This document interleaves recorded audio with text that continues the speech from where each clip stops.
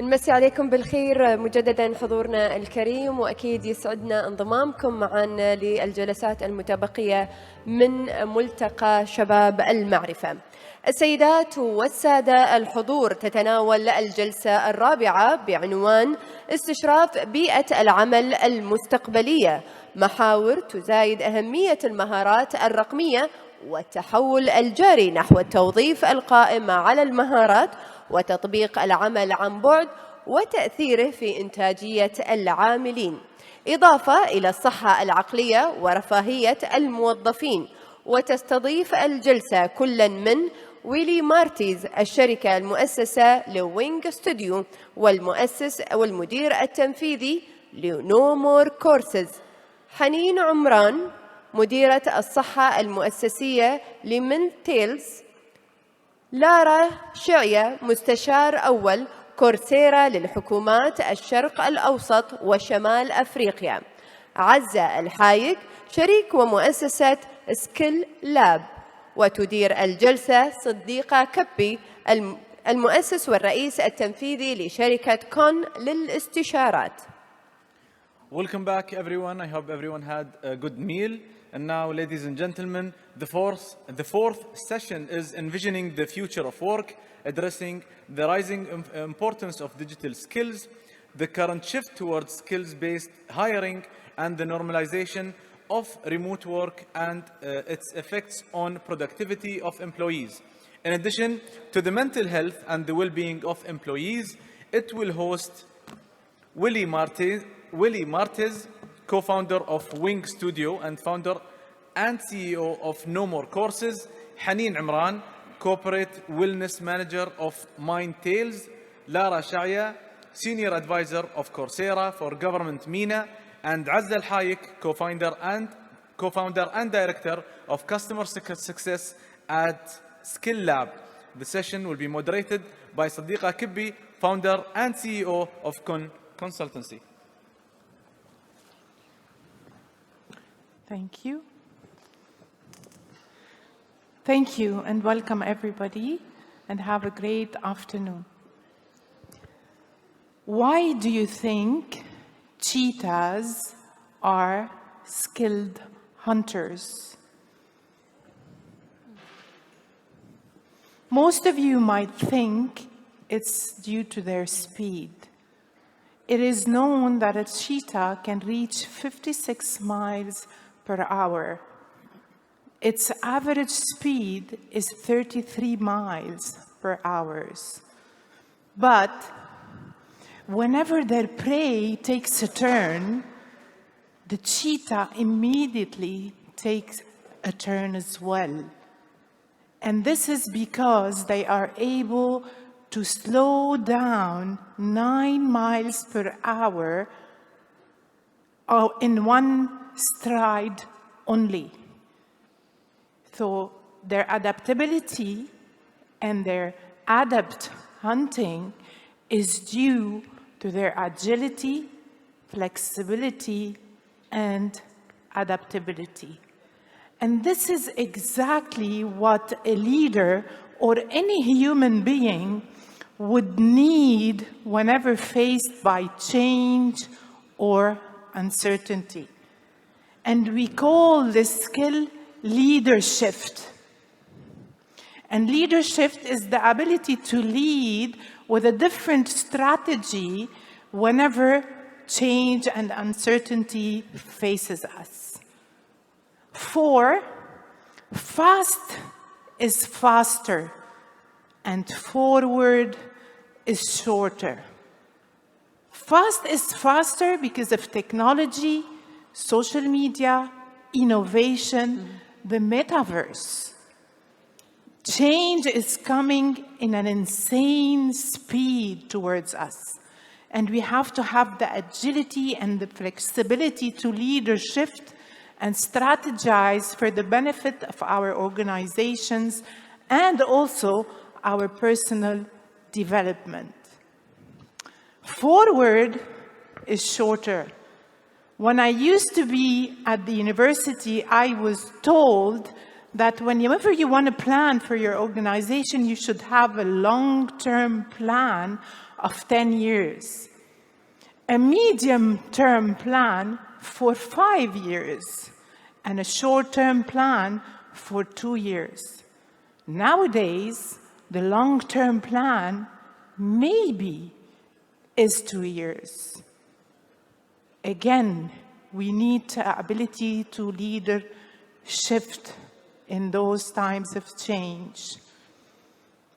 Also, there is a study which was led by the Harvard Business Review, and it says that the students or college students who go for their bachelor degrees, usually it was a lifelong learning of skills that would last their whole career. But nowadays, the BA has an expected life shelf for 5 years. And this is why personal growth comes in. And this is what we call the development shift. The leader should be able to develop himself first in order to help others to develop.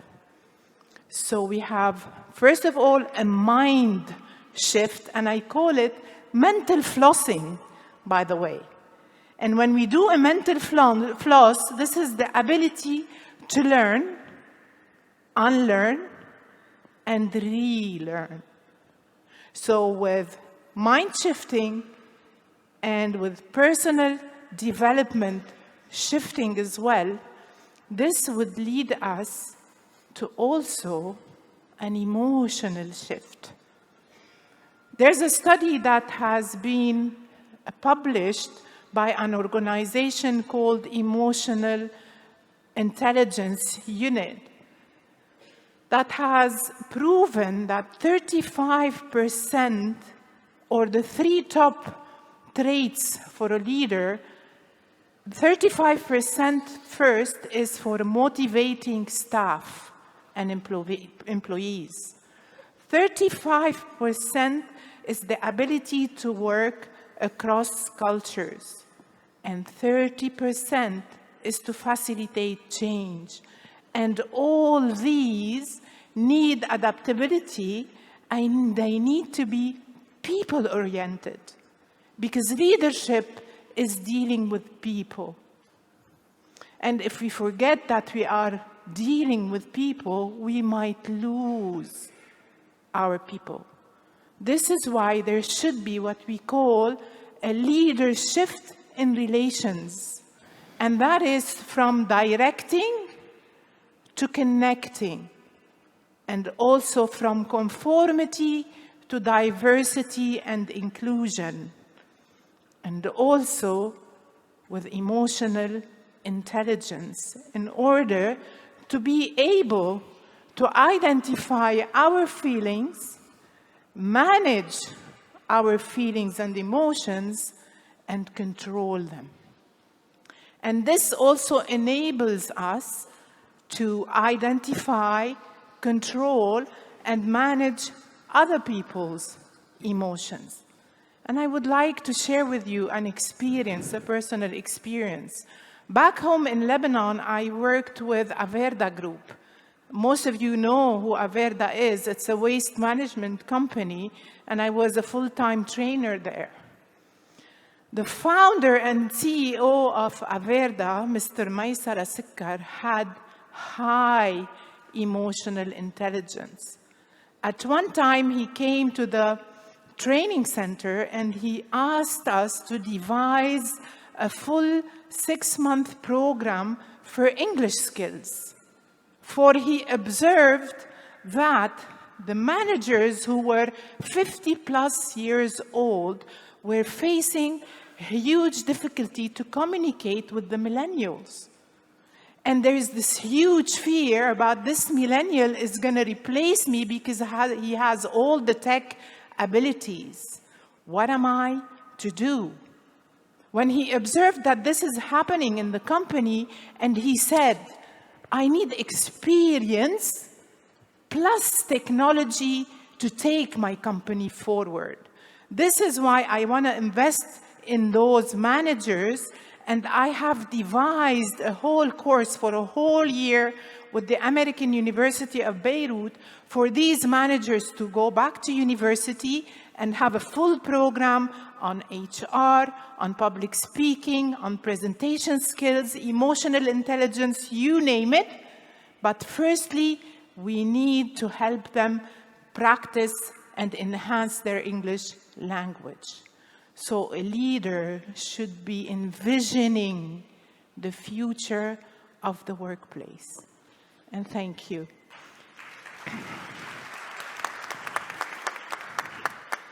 I would like to leave the floor to my first panelist, Mr. Vili, and I'm starting with the only man on our panel and giving him the privilege to begin.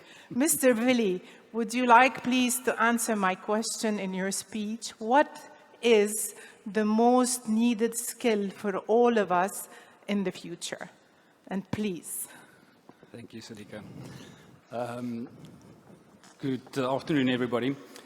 I'm currently busy with a project trying to help solve the global youth unemployment project called Wing.Studio. So to do this, we have to look at what are the skills that we prepare young people for, and what are we doing right and what are we not doing right. I think there's already general consensus that technical skills can be trained, in the bigger scheme of things, can be trained quite fast and rapidly. The bigger problem is what is now referred to as transferable skills. What are those skills that young people need that they can apply in one context and transfer into another context, and be effective in almost any context? And those are transferable skills. And I want to refine what I'm talking about now a little bit to transferable skills in the context of robotics and artificial intelligence. I think most of us should already be thinking or even worrying about what will be the impact of artificial intelligence and robotics. On the one hand, there's exciting developments, there's exciting contributions and value to us as humanity. But on the other hand, there's also a threat to the sociological construct of what work are we going to do, who's going to work, what type of work are people going to be involved in. So when we look at the impact of artificial intelligence and robotics, there are probably two big things that we need to answer. One is, will there be less jobs? It's a practical thing. Will there be less jobs, and how do we deal with that? How do we cater for that in a sociological context? And the second part is, if there's a change in jobs, what jobs will be taken over? What jobs will be impacted most? And what are the new jobs that we need to align young people to and develop for? So if I take the first one, in terms of whether there will be less jobs, are we dealing with a scenario where there is going to be a significant decline in people actively being employed or actively being economically contributing? Up to fairly recently, most researchers would have given an answer and said, yes, there's definitely going to be a significant decline in jobs. But there's been a shift in the scientific community now, if you read the latest articles. And part of that shift started by revisiting what happened in the age of industrialization. So if you look at the phase of industrialization and automation, the same worry came up. So if we're going to automate jobs, if we're going to automate manufacturing cars and so on, then there's going to be thousands and millions of jobs lost. So we need to cater for a situation where people are not going to have jobs. The reality is it didn't happen. In fact, the opposite happened, that more jobs were created because of the impact of industrialization. There was a boost in economic growth. A boost in economic growth created more demand for products and services, created more demand for more things to be done.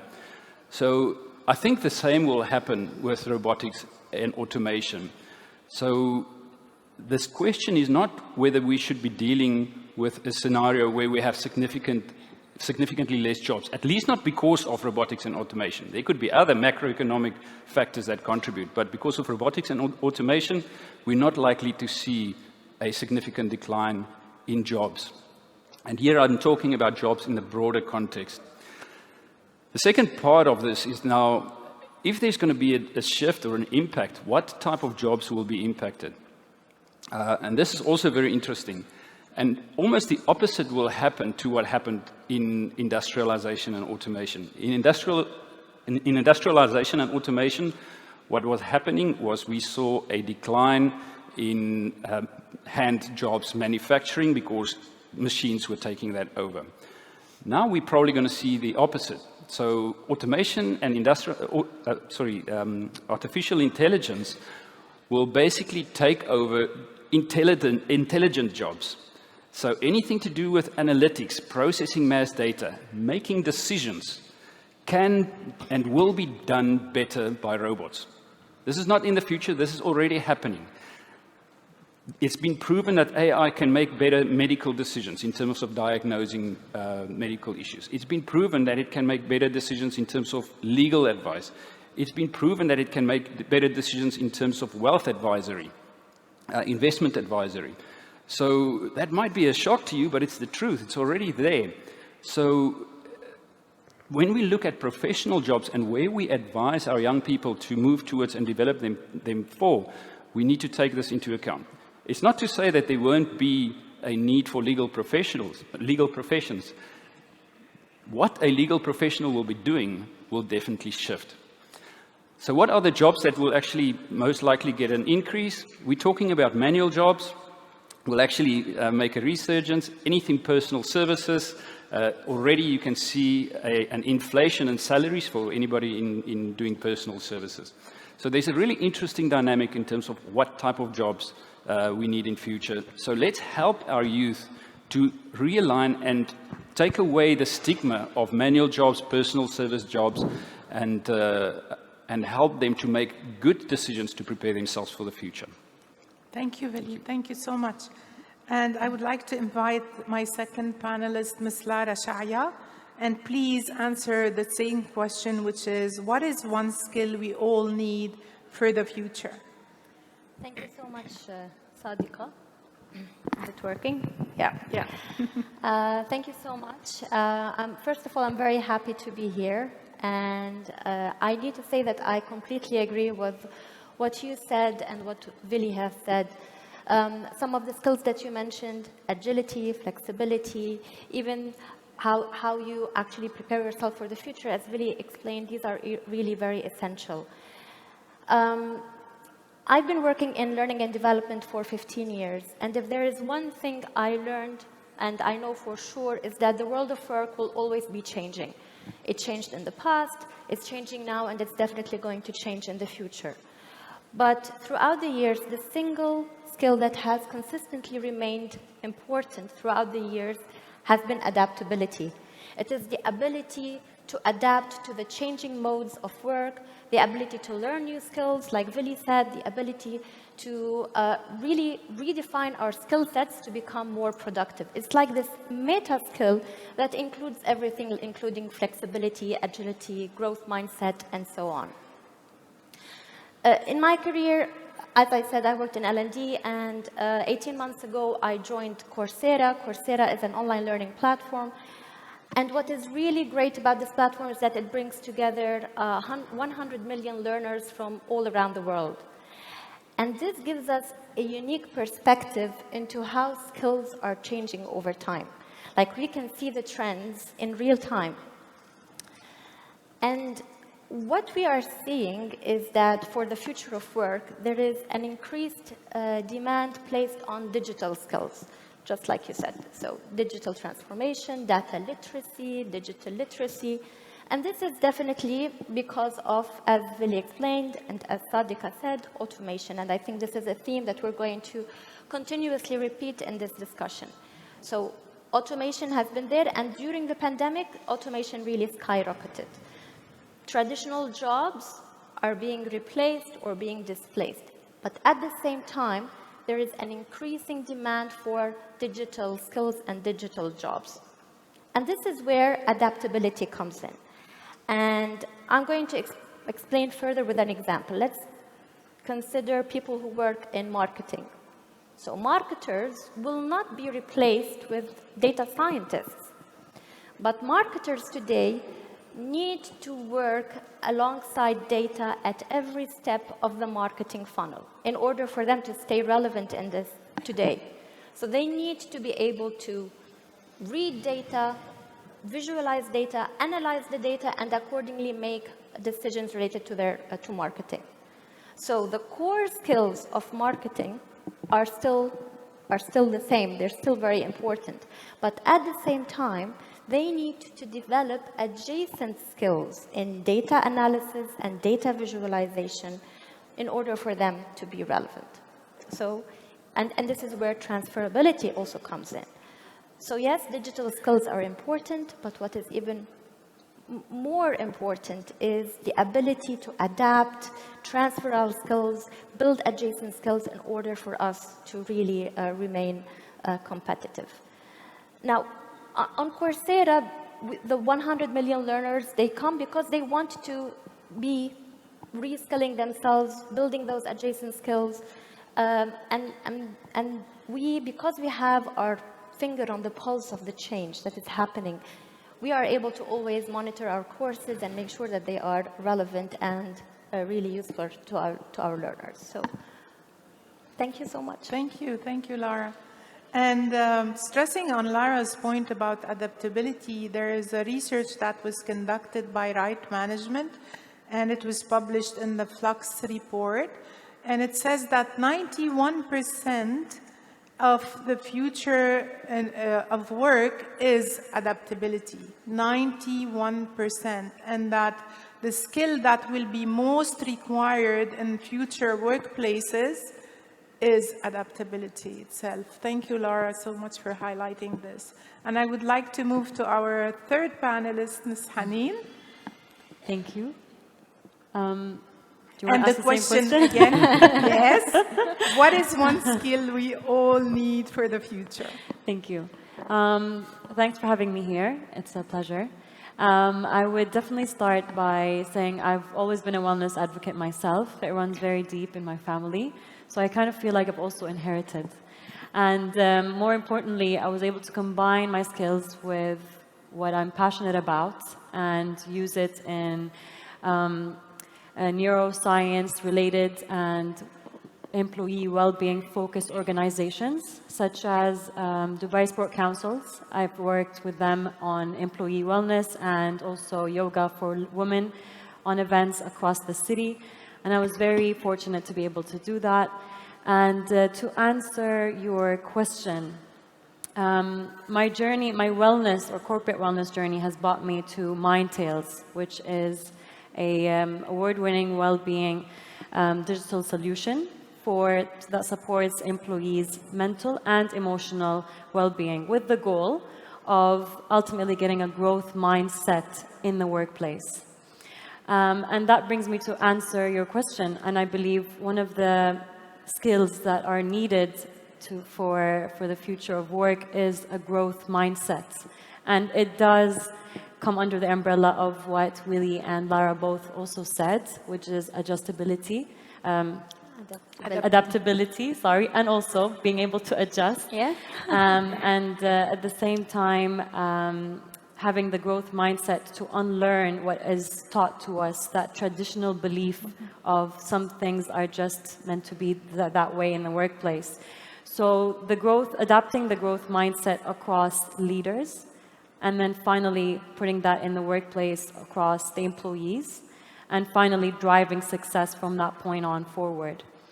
I mean, I can use a small example about digital well-being solutions, because it is still a bit of a stigmatic topic. Talk about mental well-being and emotional well-being in the workplace. Prior to the pandemic, and let me know if you agree with me, it was a point of weakness to speak about if you had any emotional distress, if someone's going through a divorce, or someone's coming from a maternity leave, having a few uncertainties, or any emotional problems that you are facing. That was not something that was openly discussed in your workplace. You're meant to have two different identities. And thankfully, post-pandemic, we can align this in one person, where you can bring your real, true self. using the digital well-being solutions, such as through mobile apps, to seek guidance, equip yourself with education, and finally get the coaching and the therapy that you need. And it's provided by organizations now. Before, it used to be a luxury. Now, it has become a necessity that forward-thinking organizations simply cannot afford not to have. In order to build, because at the end of the day, people make your organization. And to focus on that, you need to have those certain tools, skills, and solutions.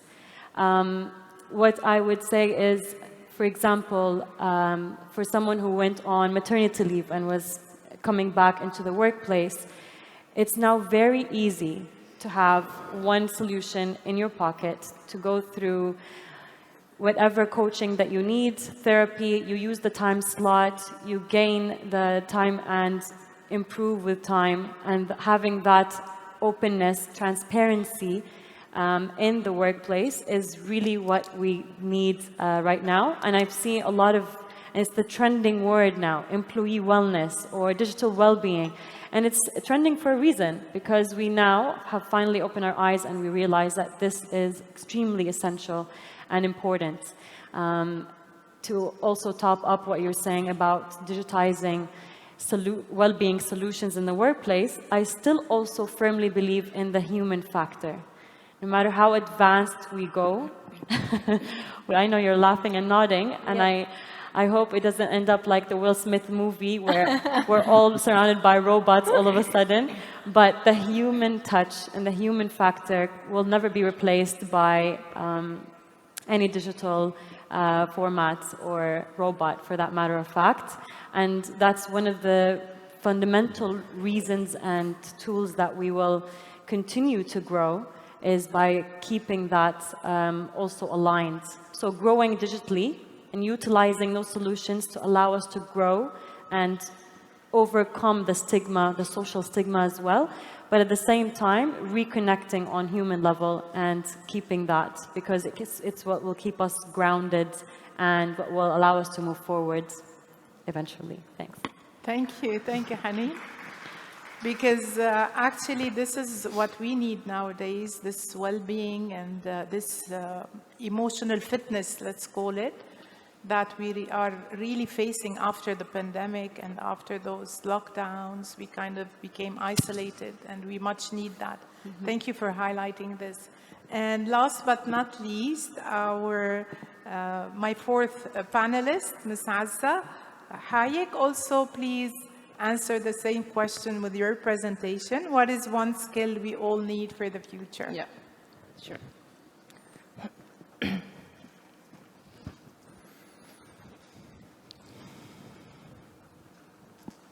Hi, everyone. I just want, okay.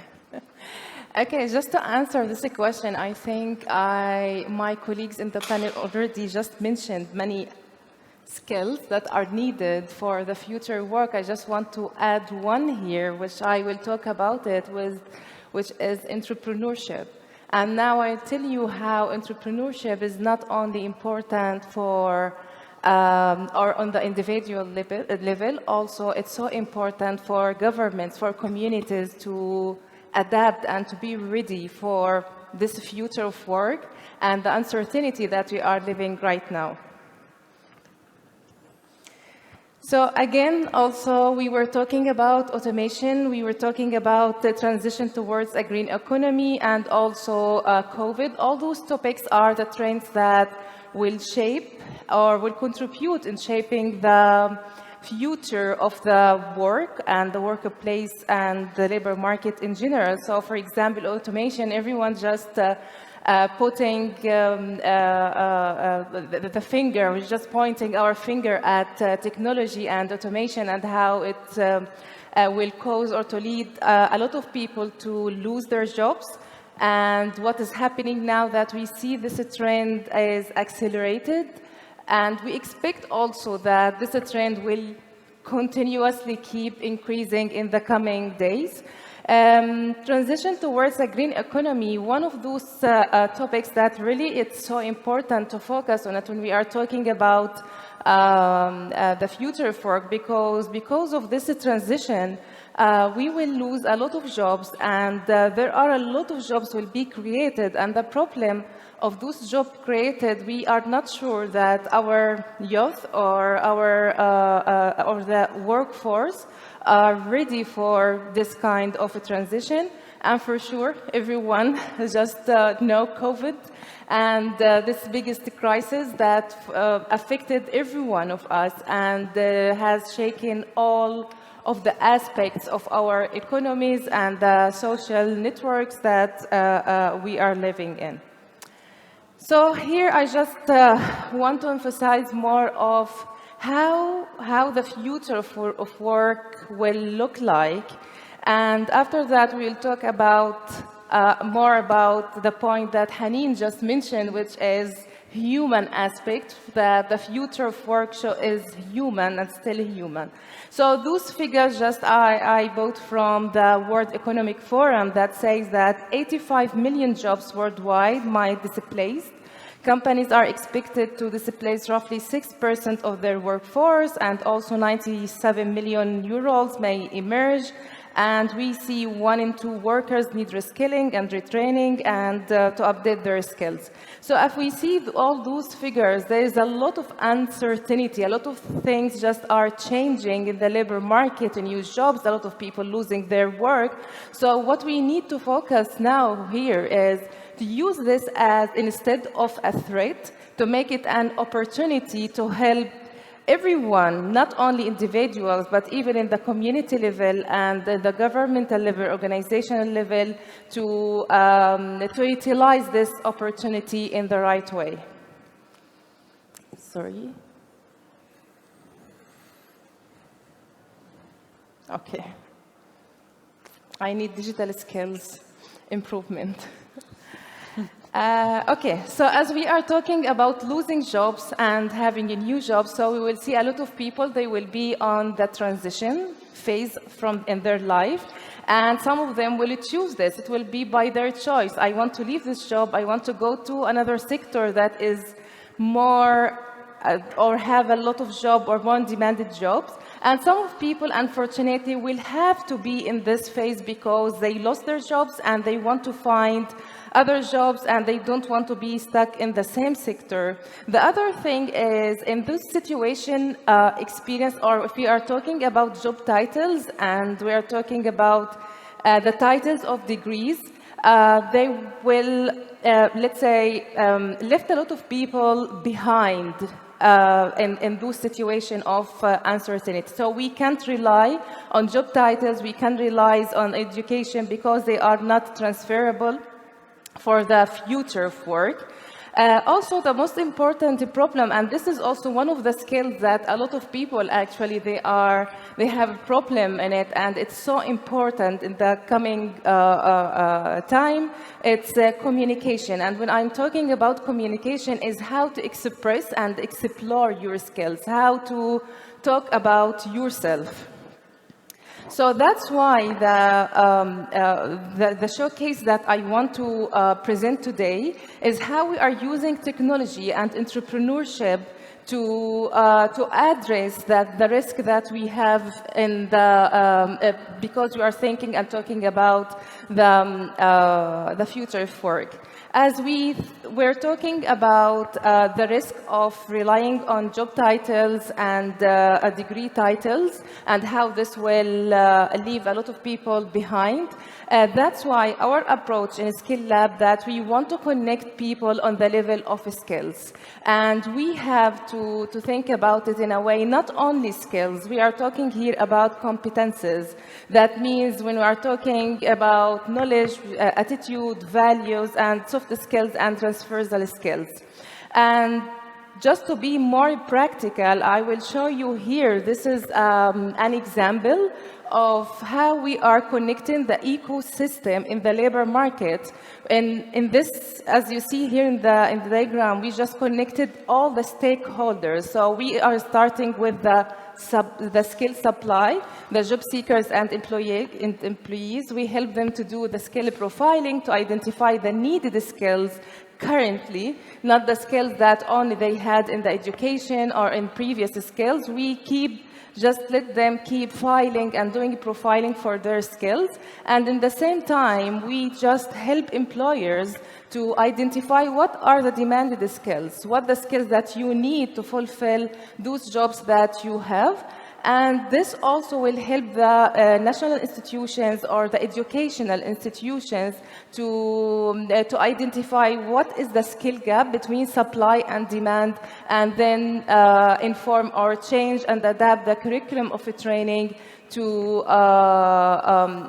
be responsive for those changes in the labor market. This also includes a lot of other stakeholders in the labor market, like, for example, vocational training, and we are talking about the job portals. This will give us a lot of information about the labor market, and this will help everyone to communicate on the same level of, or the same language. The system that you are seeing here is, let's say, the next generation of career counseling. And I want to say just proudly that the first country that is implementing this, this platform or this way connecting with the labor market is Saudi Arabia. Now they are just doing this system, or we are building this system for them. We're connecting all the job portals and all the governmental institutions just to help them to be ready for the future of work and the future of the workforce in Saudi Arabia. Thank you. Thank you, Hazza. Really, I would like to come back to you. Got me worried, kind of. Will robots take over our jobs? And if they do, what type of jobs will remain after robots take over? Okay. Yeah, so I kind of touched on this topic a little bit. The short answer is yes, robots will take over some jobs. There's no doubt about it. And I want to touch one piece that is a significant piece for us to consider at a macroeconomic and sociological impact level. And I'll use an example of accounting or the finance profession. So traditionally, how things were up to now, if I study accounting or finance, I do my degree, then I get an opportunity to go and do articles, and during my article period, I do basically almost manual level accounting work. So I do the books, I capture transactions, and I get a promotion. And so the actual work that I've been doing to graduate through to become a higher level thinking, analytical accounting professional or finance professional, there's been foundations that I had to go through. So what's happening now is the robots and artificial intelligence actually taking out that level of job.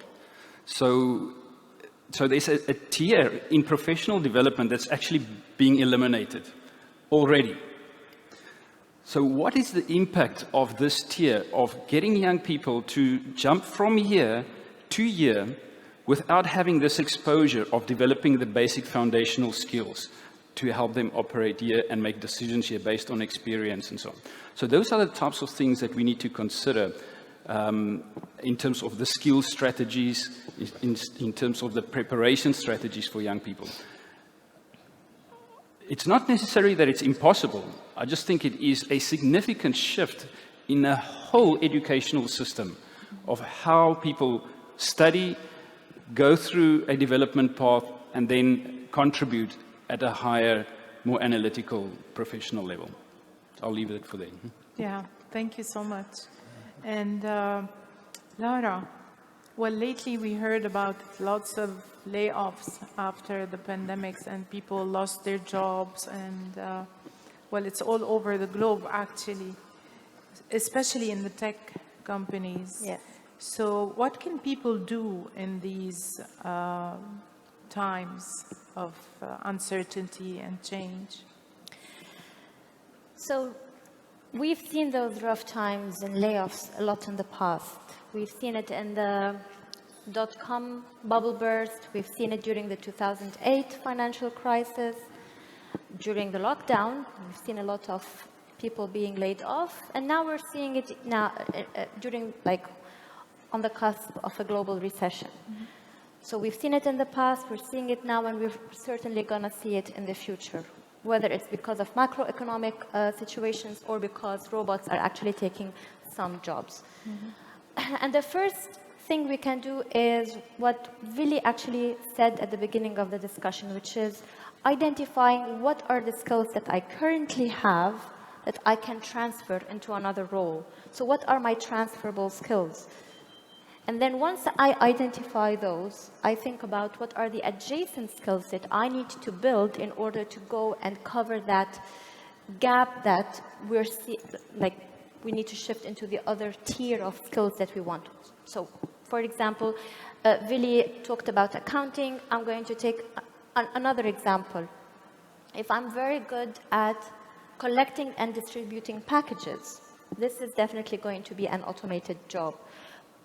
But these are the skills that I have that I want to transfer into another role. So I identified my transferable skills. What are the adjacent skills that I need to build? Maybe I need to get skills in data entry or quality control or maybe project management. I want to see how we can manage a project where automation and robotics and AI machines are taking over the redundant jobs.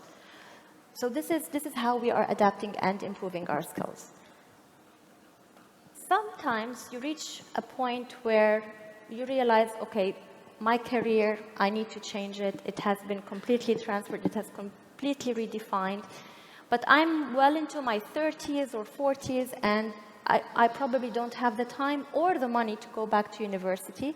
And this is where now we're hearing a lot about the professional certifications, which you can really make a career switch and go into those high demand digital skills in just 3 to 4 months, and you get a professional certificate. But this would require some discipline and some willingness to learn and dedicate, invest in yourself to really make that career switch, if step 1 and 2 are not in the cards. So this is how I would suggest. Yeah. Thank you.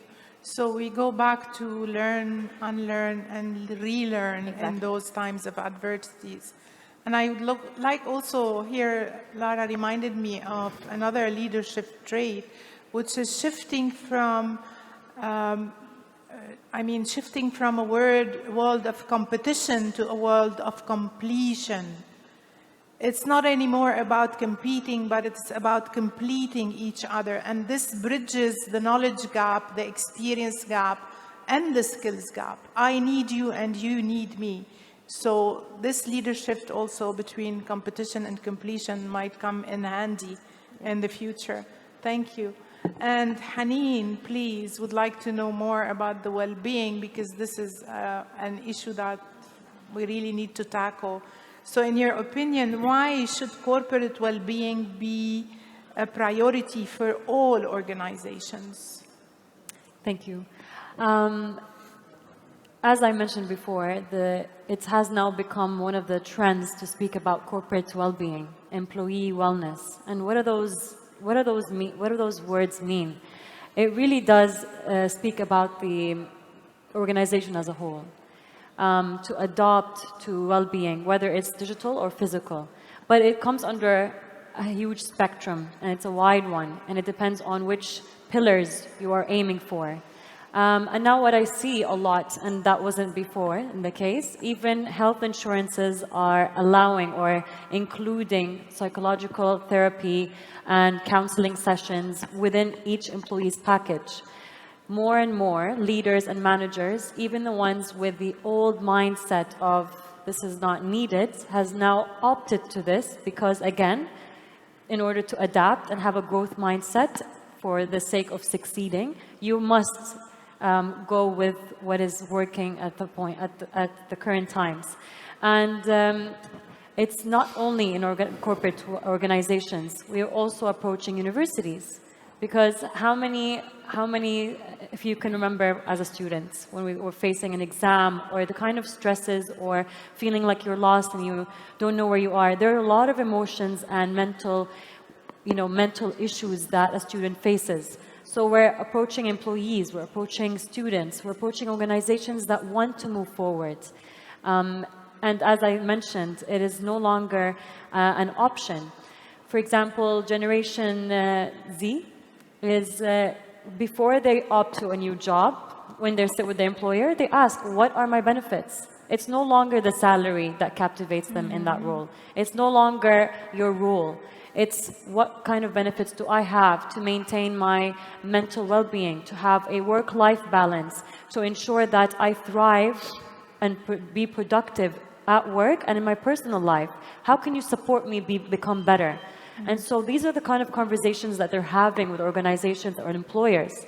And it's not like my grandfather's time. He worked at a bank for 20 years. Yeah. Same bank. So yes, and it's amazing how they do that. Now the times, if you see someone who's at the same job for that long, or even half that duration, there is a huge question mark. What did you do to develop? Why did you stay stagnant in your place? Yeah. What are you doing to ensure that you're moving forward?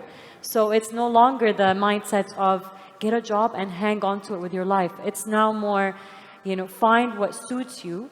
And that organization, in order to fit and attract more talent, and the top talent, for that matter of fact, they have to up their game by focusing on the employees' well-being. Yeah. Thank you so much. Thank you. And this also here reminds me of shifting our mind from goal-oriented to growth-oriented. Yes. So it is about people, it is about developing people. Thank you so much. Thank you. And Azza, would like to know more about who do you think should lead and what can be done to prepare for the future of the workforce? Yeah. Actually, the community needs to be or need to lead this. Let's say to adapt for the future, or to make everyone ready for the future of work. So if I will start with the education or the academia sector as one of the most important stakeholders in the labor market, they have to create the pipeline of the workforce that is relevant for those jobs that we are expecting to come, and to cover the gap that the jobs that will be created, and a lot of people will be just laid off of all those factors that we are talking about. So education here should make sure that they are, or the curriculum will be up to date and is aligned with the whole strategy for the community, to make sure that that everything is, or the cover will be, the gap will be covered eventually. The second point that I want to hear, or one of the stakeholders that is so important in the labor market, which is employers, organizations, they should be responsible also of communicating in a proper way what are the skills that will be needed in the coming 10 or 15 or 20 years. So this will help the strategic planning after that. And on the other side, also, the employees, individuals, or even learners, they are responsible here. They have to be responsible and accountable for their career pathway and for their learning journey, to have dedicated time to keep learning, and not only, okay, I just graduated from the university, so I just want to find a job that is relevant to what I studied. They have to be curious to know, okay, what are the demanded skills will be in the 10 or the coming 10 years or the 5 years out. So all those stakeholders, they have to work from their side, and also they have to collaborate with each other to find solutions, or it's not solutions, just to adapt with what is happening. Thank you so much. And it seems we are running out of time, and I have to bring our session to an end. Thank you to my lovely panelists, and thank you for all of you for being here with us. And I hope we left you with lots of nuggets. And thank you for the Forum of Youth and for the Knowledge Award of Mohammed bin Rashid for this opportunity. And this country is the country of opportunities, so let's do it all together. Thank you so much. Thank you.